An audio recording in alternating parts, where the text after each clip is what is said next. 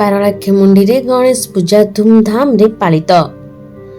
ଗଜପତି ଜିଲ୍ଲାରେ ସଦର ମହକୁମା ପାରଳାଖେମୁଣ୍ଡିରେ ଗଣେଶ ପୂଜା ଧୁମଧାମରେ ପାଳିତ ହୋଇଯାଇଛି। ଜିଲ୍ଲାପାଳଙ୍କ କାର୍ଯ୍ୟାଳୟ ସମେତ ସହରର ପ୍ରମୁଖ ଛକ ଓ ସାହି ବସ୍ତି ଗୁଡ଼ିକରେ ପାଳିତ ହୋଇଥିବାର ଦେଖିବାକୁ ମିଳିଛି। ପୂଜା ମଣ୍ଡପ ଗୁଡ଼ିକରେ ଆକର୍ଷଣୀୟ ସାଜସଜ୍ଜା ଓ ଆଲୋକୀକରଣ କରାଯାଇଛି। ଝିପିଝିପି ବର୍ଷା ସତ୍ତ୍ୱେ ମଧ୍ୟ ପୂଜା ମଣ୍ଡପ ଗୁଡ଼ିକରେ ଲୋକଙ୍କ ଭିଡ଼ ଲାଗି ରହିଥିଲା।